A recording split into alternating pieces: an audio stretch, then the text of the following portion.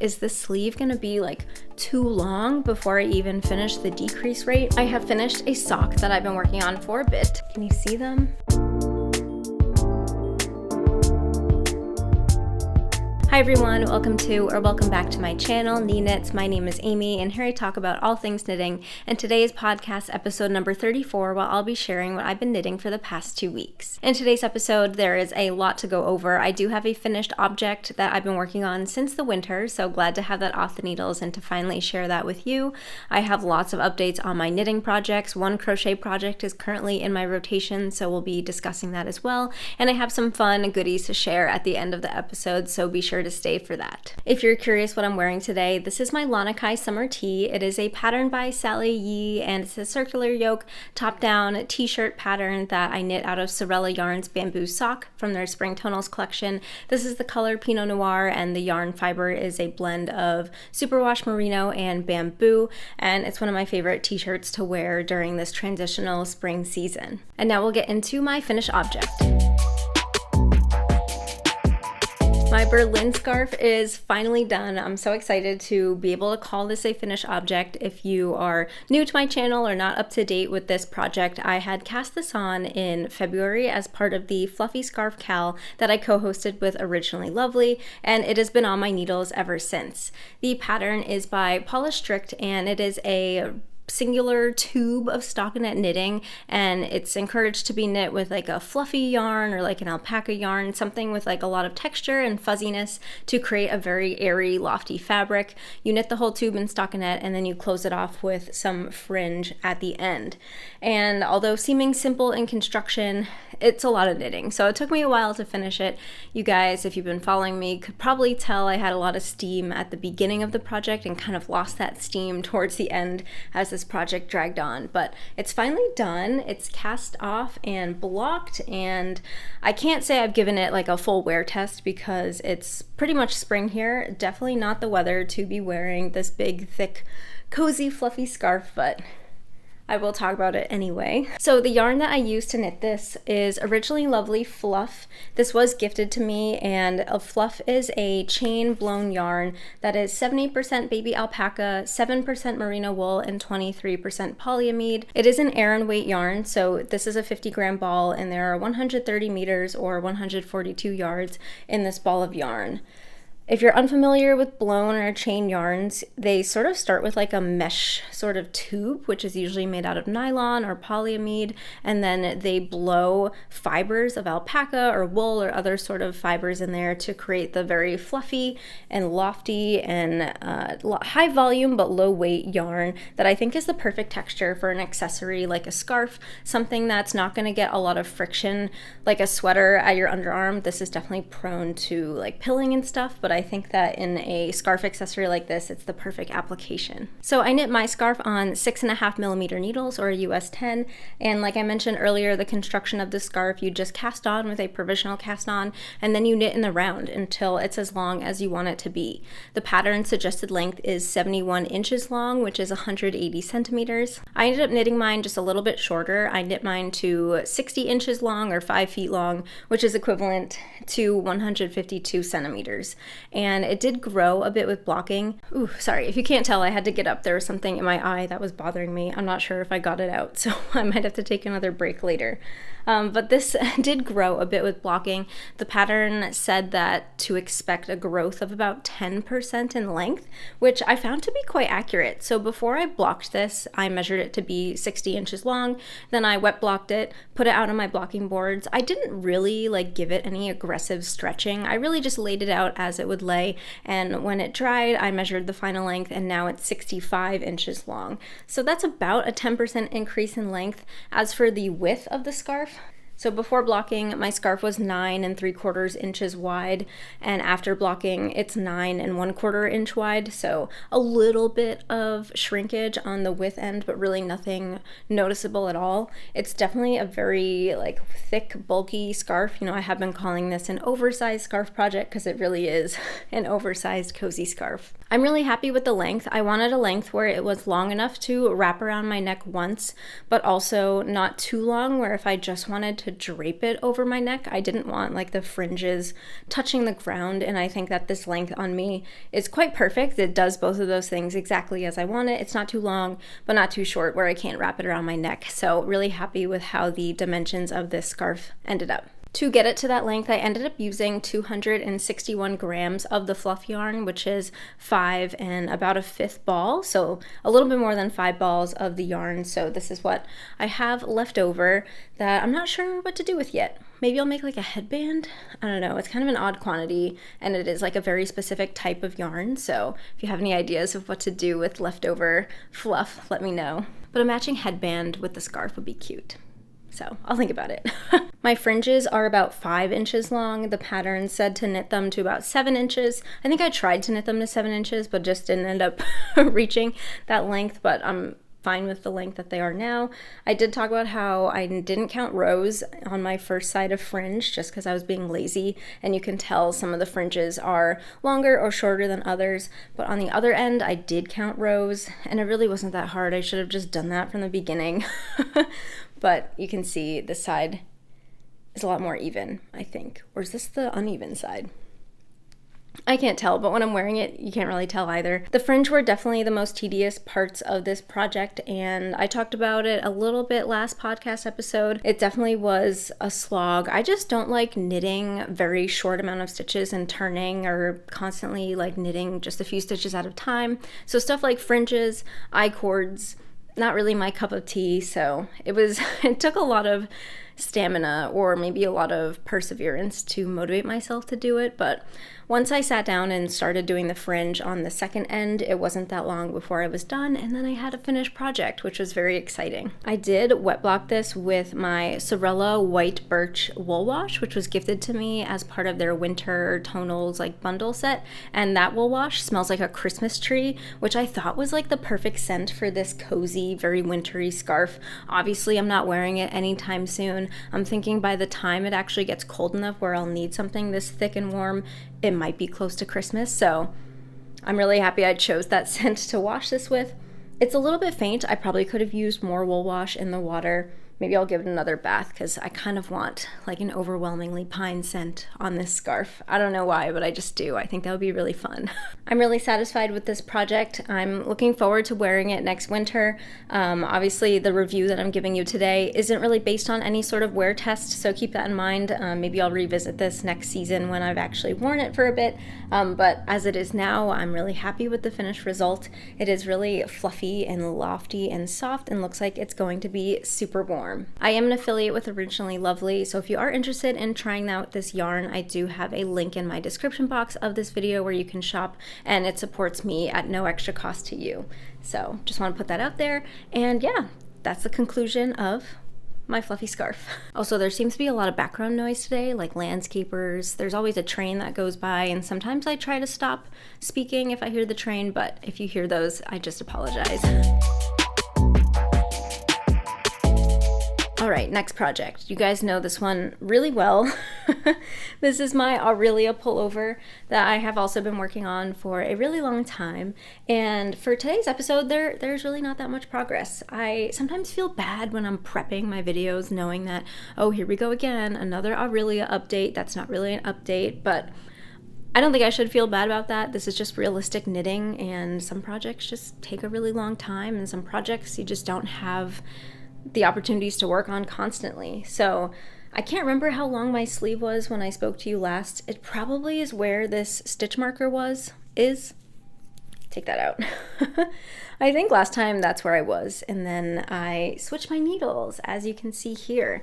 One of my major talking points about the Aurelia Pullover in previous episode was that I didn't really like working the magic loop with all of these cables and texture going on, and with alternating skeins, because this is hand-dyed yarn. So I talked about wanting to get shorty needles so I could just work continuously in the round and remove kind of the fiddliness of magic loop out of the equation. So I did just that. I went to my local yarn store. I picked up some Chowgu red lace needles in the 9-inch length, and I wasn't sure if I should have bought the 9-inch length or the 12-inch length. And I knew on this first sleeve, I was right at the end of the sleeve. I had already finished the decreases, so getting the 9-inch circulars made sense.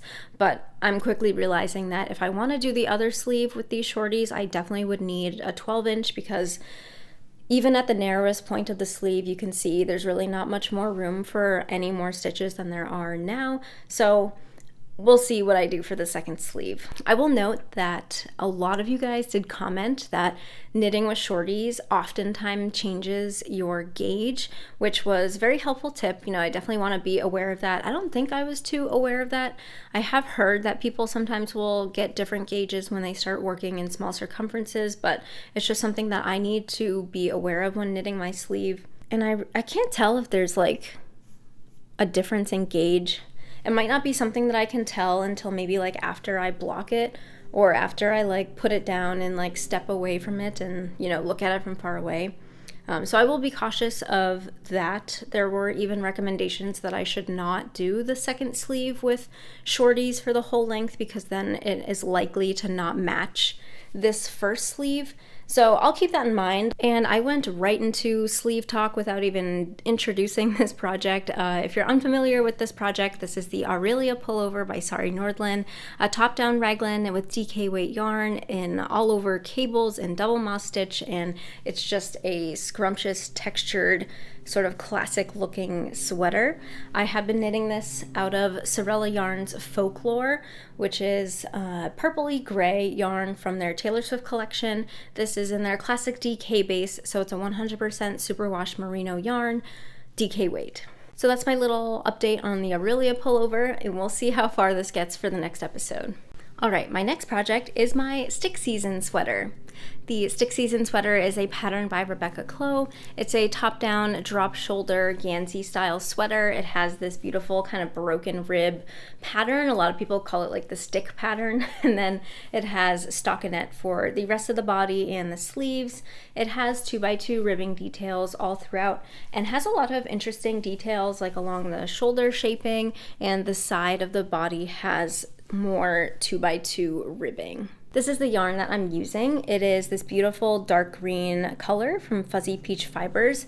It's called Midnight from the Hello Pumpkin collection, and I'm using the Dreamy DK base, which is a 100% DK weight superwash merino wool, 231 yards per 100 grams. And I'm really enjoying this color. It's unlike anything I've knit with before. It's really fun, and I just love the tonality that comes from the hand-dyed style of this yarn. So for progress on this sweater, I did finish the body. I think last time I showed this, I had joined in the round and was working on the stockinette body, and I have since finished the body, and I've done the 2x2 ribbed hem, finished it off with a tubular 2x2 bind off, and I also finished the first sleeve. Very exciting. It means I only have one more sleeve left to go on this sweater, since I already did the collar, and then it'll be done, which is crazy. This is a drop shoulder sweater design, so the sleeve had to be picked up along the edge of the body here, and it had a short row shaping to shape the sleeve cap, which gives it sort of less of like a boxy fit and more like of a tailored fit, which I thought was really cool. Nothing too difficult to do. It just added a few inches right at the top of the shoulder before going into, you know, your classic tapered sleeve. I am making size 3 for myself on 4.5mm needles for the body, and I'm using 4mm needles for all of the ribbed accents. For the sleeve, I did follow the pattern for the directed sleeve decrease rate.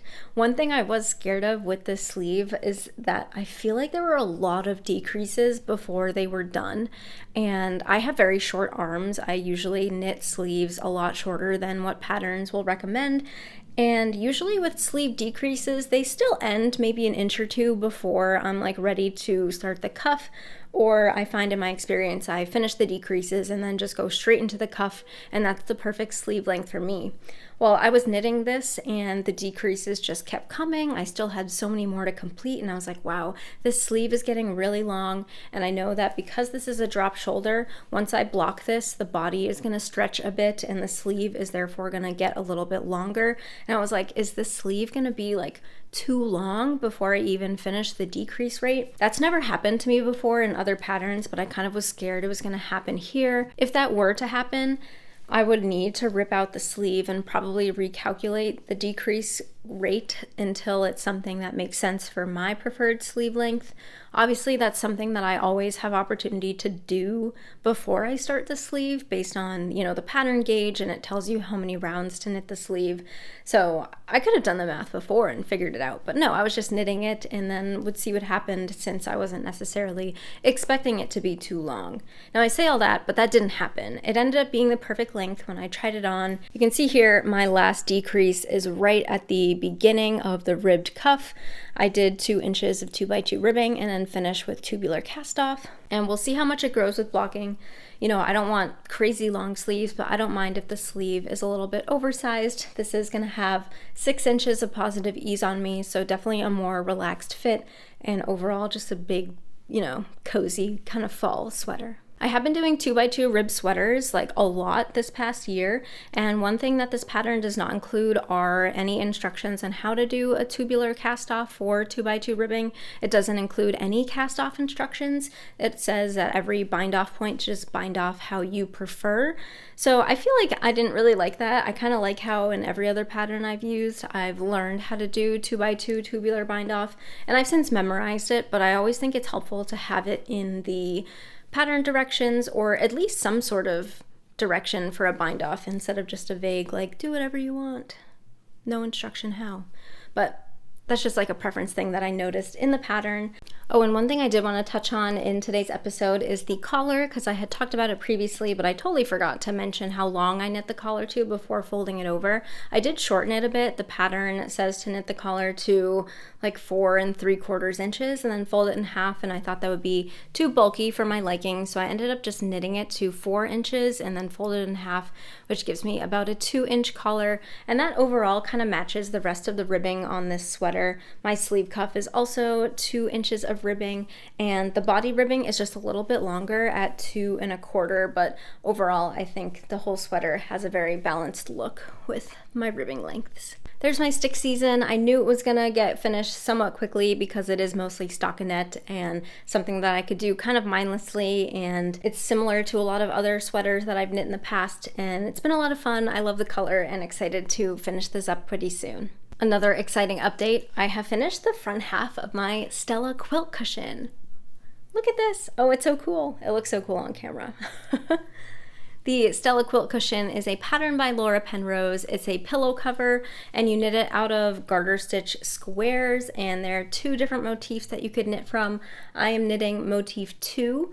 The colors that I'm using are all from the Sorella Yarn Winter Tonals set. I was gifted a mini set of their nylon sock yarn, so I used 8 different colors from that set to make the star, and then my main color, this beigey tan, is Sorella Yarn's Classic DK in the color Townhouse. I feel like I've been flying through this project. I've talked a lot about how every square is very fun to knit, it's very engaging. I've just loved seeing it grow, and it's really cool to see this final motif finished, although I'm only halfway through the project because I still have to do the entire pillow backing, which is basically just one giant knit square out of the beige color. So I have to start that. I was going to start it last night, but I didn't want to put my needles back on this because I kind of wanted to show it nice and flat and not scrunched up on needles so you could see how all the colors came out. I'm really happy with it. I also did steam block this.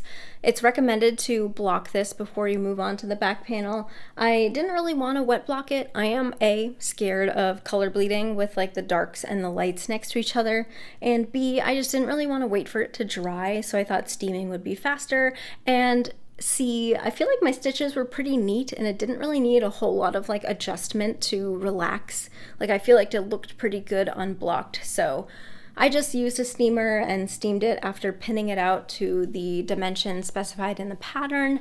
Now, in the pattern, it says you should end up with a square that's anywhere between like 17 inches to 18.5 inches, which is a little bit smaller than the 20 by 20 inch pillow form that it will go over. It is intended to be smaller because you want it to sort of stretch over the pillow to really show off the design and look very neat and crisp. Now you might be wondering, hey, I remember that these squares are 4 by 4 inches, and there's 4 squares in each row and column. So how did you end up with something bigger than 16 by 16? Well, you might notice that the joins do add a little bit of length, like they aren't truly like next to each other. You do get a little bit of a gap between each and every square, which collectively adds up to making your square, you know, like 17 or 18 inches long by 17 or 18 inches wide.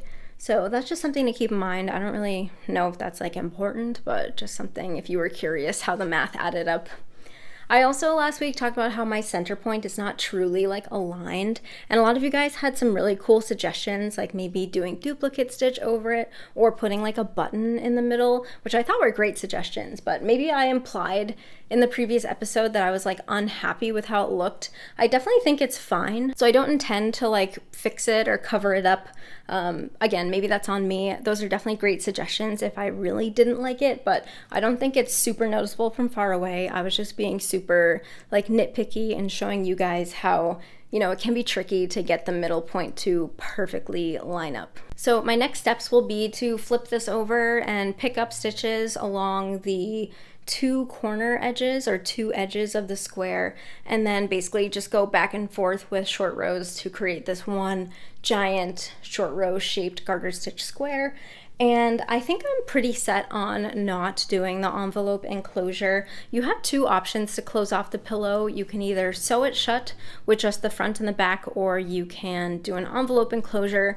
The envelope enclosure, I read the instructions on how to knit it. Honestly, it just seems like more work than what it's worth. I don't really know if I need to have the ability to take the pillow out of the pillowcase. I understand that's a huge benefit if you ever need to like wash it, or I don't know, maybe you want to swap out the pillowcase, but I have a lot of decorative pillows that are just sewn shut and I think they're fine. If an emergency happens, I can just cut off my little seam and take it out, but I think it'll be a lot faster and more enjoyable for me just to do the back panel, stick in the pillow, sew it shut with some yarn, and then have the finished object. I have finished a sock that I've been working on for a bit. These are my summer camp socks. It's a pattern by Jill Zielinski. It's actually free on Ravelry, so definitely recommend it if you like this style. Some design features of this sock include 3x1 ribbing and these cute little kind of athletic style stripes. So I finished the first sock. Current progress is that I am on the second sock. You can see that I just turned for the heel and I'm working on the gusset decreases, and I'll almost be done with this pair of socks. I don't remember when I started these, but I kind of started them a while ago, lost motivation to knit on them, and then recently had motivation to work on them again. I swear my sock knitting interest goes up and down so much. I don't know if I can attribute it to anything, but that's just the way it is. I will say I think I can attribute my recent interest in the socks with my recent viewings of Summer Lee's new YouTube videos. Summer Lee is a sock designer. I've knit a few of her patterns and really love her designs, and she recently started posting on YouTube these really fun kind of vlog style videos and talks a lot about sock designing, and I just love seeing someone so enthusiastic about knitting socks, and it makes me really enthusiastic about knitting socks. So I would say I'm back in the sock game once again. The yarn that I'm using is a Sorella yarn, and it is 1989, also from the Taylor Swift collection. And it's this beautiful variegated yarn with so many cool colors of like red and pink and purple and brown, but they all have such like a really fun kind of sunset tone. You can see it better there. Just a really, really fun color. And I just love how it knit up in the sock. You can see it kind of made like a striping pattern, but an irregular striping pattern. It almost looks kind of watercolory, and it's just really fun. I can't get over how much I love how this variegated yarn knit up. For the accent color, I am using a winter tonal mini skein that was gifted to me from Sorella. This is the color Bunny Slope, which is this really minty green, pale white color, or like a pale green leaning white, but it's clearly kind of green blue. And I thought it went well with the variegated yarn. So you can see I did the stripe and the toe in that, and both of these yarns are the Sorella nylon sock base, which is a 2-ply yarn. It's 80% superwash merino and 20% nylon. Now for my socks, I find what fits my foot best are 60 stitches on a US 1 or a 2.25 millimeter needle. So that's what I cast on for this. The pattern starts with 1x1 ribbing and then goes into the stripes. The pattern is free. I honestly didn't really follow the pattern too closely. I think I followed more of Marlene Knit's notes on her socks that she had also used that pattern to make, and I did 12 rounds for the 1x1 cuff, and then I did 5 rounds for the stripe, 5 rounds of like the main color in between the stripe, another 5 rounds for the second stripe, and then just went into the leg of the foot. Now, an interesting note with my stitch count and this pattern. So it's a 3x1 ribbed sock pattern. So that's a 4-stitch repeat for the pattern. Now 60 stitches when you divide it in half, because when you get down to the foot, the bottom half of the sock is all stockinette and then the top half is the ribbing. So I have 30 stitches up here and then 30 stitches down here. But 30 is not divisible by 4 evenly, so I was gonna end up with like an offset of the ribbing, and I really wanted to have purl bumps on both sides dividing the halfway point, which you can see here. If I had just knit 3 and then purled 1 for the first half of my sock and then going into stockinette, that would mean my one half would not have a purl bump, or one side. It would just be knit 3 and then knit for the stockinette bottom of the foot.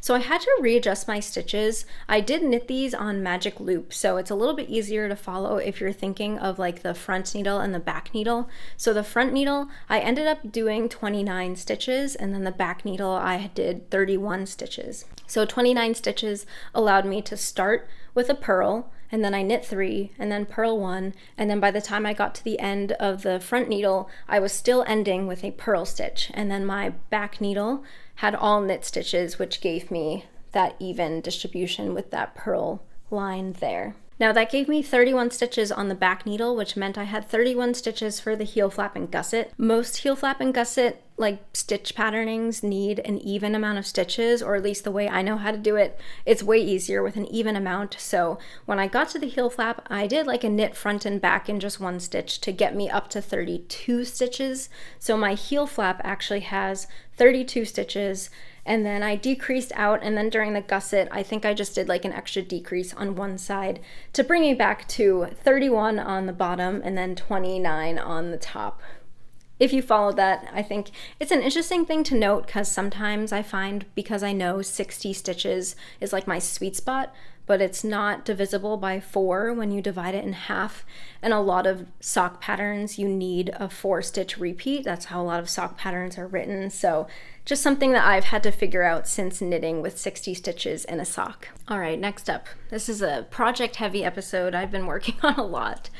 This is my Kuutar wrap cardigan. This is a pattern by Sari Nordland, and I just started this in the previous episode. It is a top-down cardigan that features a lace panel going down the front sides, and it has like an I-cord wrap, so it's supposed to be tied at the waist, and features really nice sort of set-in sleeves. I am knitting mine out of the suggested yarn, which is Knitting for Olive Merino and Knitting for Olive Soft Silk Mohair held together. These are both in the color putty, and I'm knitting mine on 5.5 millimeter needles, which is helping me, that's how I'm meeting gauge. So it does create a airier fabric, a looser fabric that I think gives a really fun kind of ethereal vibe.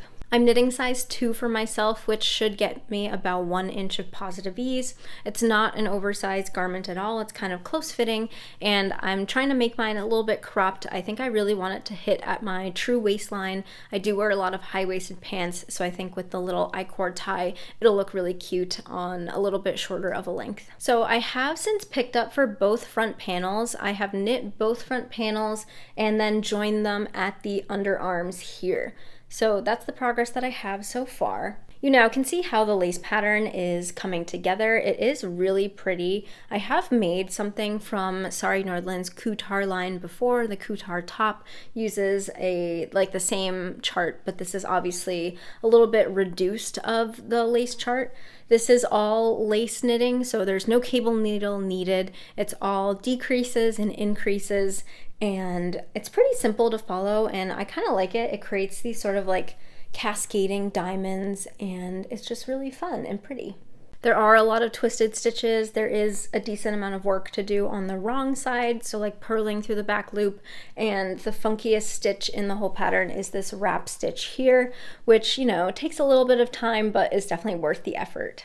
Now, when I cast on this pattern, or even when I was previewing this pattern, I really couldn't tell if this was an asymmetrical wrap or not, but it appears to be knit symmetrical. So far, all of the increases are even on both sides. So I think it is just going to sort of come in like this, and then eventually it'll just go straight, and then it'll have enough room to like overlap and then tie the I-cord at the end. I'm not used to knitting at this loose of a gauge. I feel like there are spots in my knitting that look uneven, and I am hoping that blocking will sort of even everything out.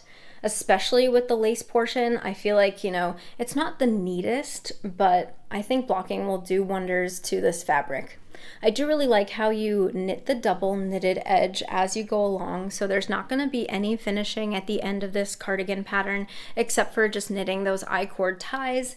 And I'm excited to get to the sleeves as well, because they kind of are set in sleeves, which I've never really done before, so that'll be cool to knit and learn how they're constructed. And that's about it for the Kuutar wrap today. My next project is the crochet project that I hinted at earlier. So I have started the Astrid Pillow by Mallory Crawl. It's a granny square pillow, and I'm knitting it out of a bunch of mini skeins, and I'm knitting it as a gift for one of my friends. Her bridal shower is next week, and I think this will be a great addition to her gift. I'm of course getting her some stuff from her registry, and I just thought that this would be fun to do as well. She's definitely like gift worthy for, I was gonna say knit worthy, but it's not a knit gift. She's definitely crochet gift worthy. She does some crochet herself and really appreciates handmade goods, so I think she'll really like it. This is what I have so far. It is like you make a bunch of granny squares, and then you join them all together, and then you join the big fabric around the pillow form. It is for a 14-inch by 14-inch pillow, which I have here. Just got this from Joann. It's the same pillow form that I got for the Stella quilt cushion. You can see it's a lot smaller of a pillow, so it's not going to be as ginormous as the other pillow, so obviously it should go by a little bit faster. And it's crochet, and crochet generally is a bit faster than knitting, so I've been kind of whipping through these squares. I mean, I do have a deadline, so I kind of need to go through them quickly. You have to you have to crochet 25 squares, and then you join them all together. Here I have 20, so I just have 5 squares left, and let me talk about the yarn I'm using. Here's the yarn. You can see that the Stella quilt cushion has moved out of the basket, and the Astrid pillow has moved into the basket.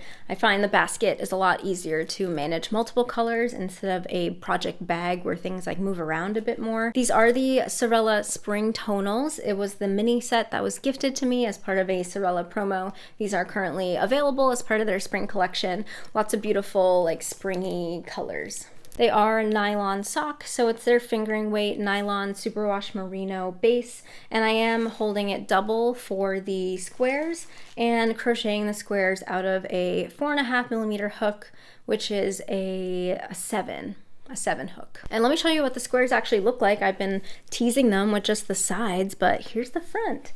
They are these really beautiful like puff stitch squares that have sort of like a floral style. And I don't really know the best way to show you them all. Let's see, maybe I can fan them out like this. Can you see them? I'm doing a terrible job showing you guys these squares. They've been really fun. They have 3 different colors. You can see they're pretty small.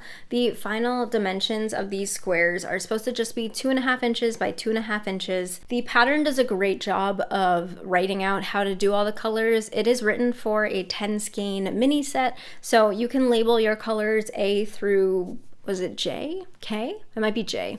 And then it tells you like square 1, use colors ABC, square 2, CDE, all the way through square 25. So I haven't had to do any thinking. I just follow the pattern, pick up the colors it tells me to crochet with, and make the square. And it's been a lot of fun to see all the different colors come together. The other great thing about this pattern is it does give instructions on how to distribute colors evenly if you're not working with a 10 skein mini set. If you're using just scraps or you have like 4 colors to work with and that's all you have, you can totally do this pattern. It includes all the instructions on how to do that as well. And then they are connected with a join as you go method with a worsted weight yarn. I picked up this Barocco Ultra wool in the color Snow, which is a 100% superwash wool, and it's just this white color that I think will, balance out the color palette pretty nicely. I am weaving in my ends as I go. Obviously, when you have a multicolored granny square, there are a lot of ends to weave in, so doing them as I go has been immensely helpful and definitely makes me less stressed for the finishing of this project. With every square that I weave in, I do need a pair of scissors and a needle, so I have been using this Thread and Maple on the go kit in my little basket, which has been super helpful just to pop in here so I have it ready to go. I don't need to get up from my couch and go searching for my scissors and needle set. And I'm going to talk a little bit more about this in just a little bit, but I just wanted to show how I am using it. It just comes with some scissors and some needles, which is exactly what I need to weave in ends as I go for this project. I do need to finish and gift this pillow before I film the next podcast, so the next episode I will definitely have it to share all finished. Maybe I'll record a clip ahead of time, or I'll just be sure to get some photos of it so I can tell you guys how the rest of the process went for crocheting the pillow cover. And my last project to share today is a new cast on. I talked about casting on the DRK Everyday Sweater by Andrea Mowry, and I have done just that. You can see I've pretty much just done that. Not a lot of progress here. The DRK Everyday Sweater is a top-down circular yoke sweater knit out of sport weight wool. The yarn that I am using is Juniper Moon Farms Patagonia Organic Merino. This was gifted to me by the Twisted Pearl Yarn Studio. This is the color Violet, and it's a really nice yarn. I don't think I've ever knit a garment out of sport weight yarn before. It definitely feels thin because I'm used to working with DK weight yarn. This yarn does have a bit of texture and it's a 2-ply, but it's been an enjoyable knitting experience so far. Definitely a change of pace from the very plump and slippery superwash merinos I've been working with. So the pattern starts with a tubular cast on for 2x2 ribbing, and the collar is just 2 inches of ribbing. So I gotta get through the collar and then I'll go from there. So I did want to share something that was sent to me a little while ago, and I did hint at it earlier. So Thread and Maple had reached out to me and asked if I wanted to try one of their products, and I said yes. Thread and Maple is a woman-owned company in Canada that thrives to bring beautiful knitting accessories to you guys. They support a lot of small artisans, and all of their goods are meticulously handcrafted, and they have some really beautiful products, including this needle binder set. So Thread and Maple has a lot of leather products, genuine leather of course, that are handcrafted by a team of local artisans in Ukraine, including this needle binder set.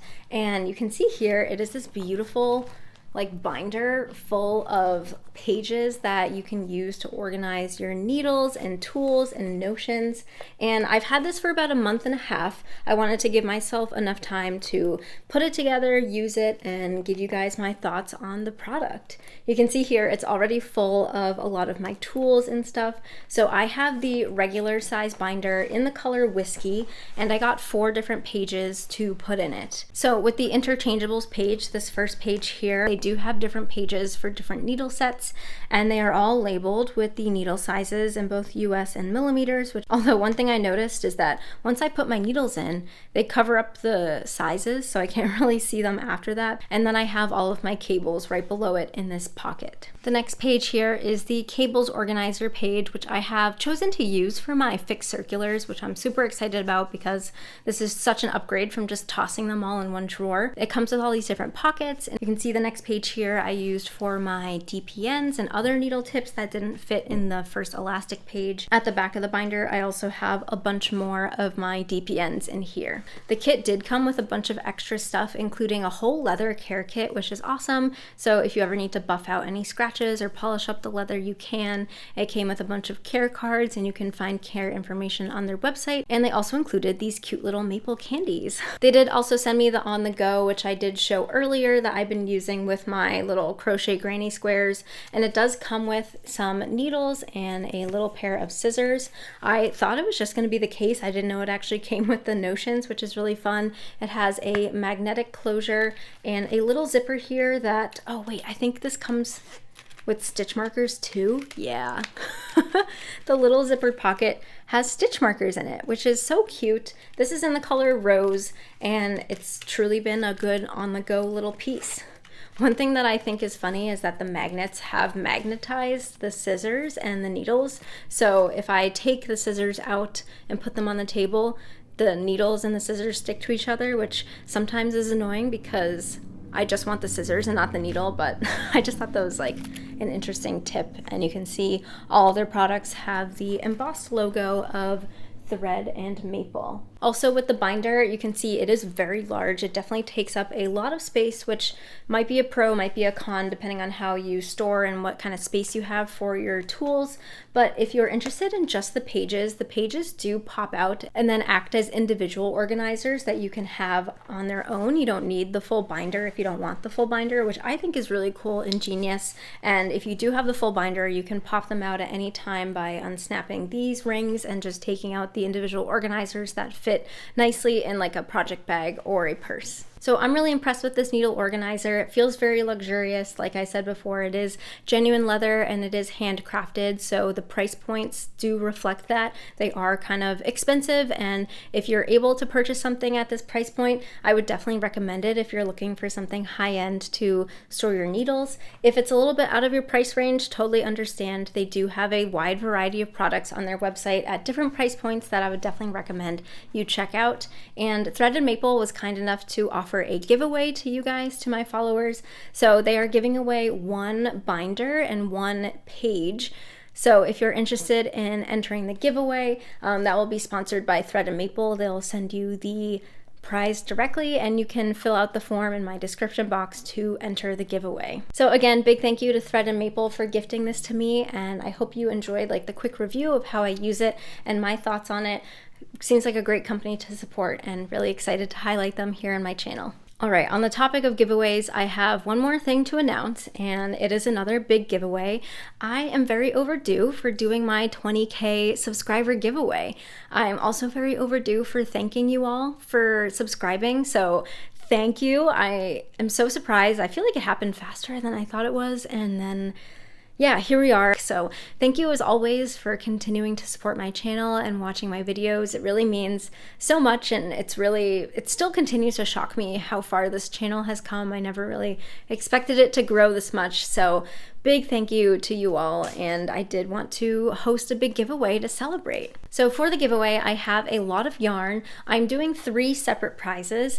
I received a lot of gifted yarn from Arcane Fiberworks a few episodes ago and shared that I would be giving a lot of it away. It's just way too much for me to have, and of course I want you guys to be able to try the yarn as well. And so I've sort of bundled them into 3 coordinating color packs, and then I added in some extra skeins, some other yarns that have been gifted to me over time as well that I just know I'm not really going to get to. My yarn stash is getting a little bit large, and so happy to pass the yarn off to you. And I'm going to put some other goodies in the bundles as well. One of the bundles, I'm going to do a little Sorella hand cream. This is matcha and bergamot from their library collection. It smells really good. It's like a sweet kind of floral scent. I haven't taken off the packaging yet, and I'll add that in as well. I'm also probably going to add in some like stitch markers and stuff. I'm going to the Fiber Witch Festival tomorrow in Salem. Can probably pick up a bunch of goodies there from local crafters. So I'm going to include all of the like prize bundle descriptions in the Google form that is in the description box, which is where you can enter to win the giveaway. We're not doing comments this time. That's too difficult for me to sort through, and especially with doing multiple prizes, it's just going to be easier to have you guys fill out the Google form, just pop in your name and email and check off which bundle you want to enter for. You can enter for all 3 bundles, including the Thread and Maple giveaway, and I will randomly select a different winner for each of the prizes. So bundle number 1, I have some sort of like pink theme of yarn. We have the Arcane Fiberworks I Don't Believe in Humans, the Arcane Fiberworks Always and Forever. This is Cool Cat, And she sells seashells. And also this skein of Knit Picks High Desert Sport in the color Alder. And I'll put the hand cream in this bundle as well. So this is bundle number 1, and I'll put like a picture of it in the form so you guys know what you're signing up for. Bundle number 2, I have some like blue themed yarn. So first up I have 2 skeins of Altiplano from Knit Picks. This is a blend of wool and alpaca, 65% wool, 35% alpaca. This turquoise color is called Contiga. And then this gray color here in the same base, this is a worsted weight yarn. I think they would go together nicely in like a shawl or maybe like a colorwork hat or something. That'd be fun. This is Nibla. And then 2 skeins of Winter Wonderland from Arcane. Really fun. And then this skein called Hues of the Harbor from Arcane. So there's bundle 2. And then bundle 3, I have like some purple yarn. The first is Fairy Tales from Arcane. There's 2 skeins of this, 1 skein of That's Plum Crazy, and 1 skein of Jeweled. And then also 1 skein of Birch and Lily Birch Sock in the color Hyacinth. So there's bundle number 3. So again, if you want to enter for the giveaway, fill out the form in the description box. I will close the form in 2 weeks, and then I will contact you via the email that you submit in the form if you've won. And yeah, so again, thank you so much for continuing to support my channel. Thank you so much for over 20K subscribers, and I'm super excited to be able to do this. I really love making these videos. I feel like it wasn't something I expected to enjoy so much. I do work full-time, so this is all exclusively like weekend work and evening work or evening time. So it is a bit of a, commitment. And I do want to say that I think I'm going to take a little bit of a break throughout the season. I've been putting out 1 video a week, and although I really enjoy doing that, it is a lot to keep up with. So I think I'm going to skip next week.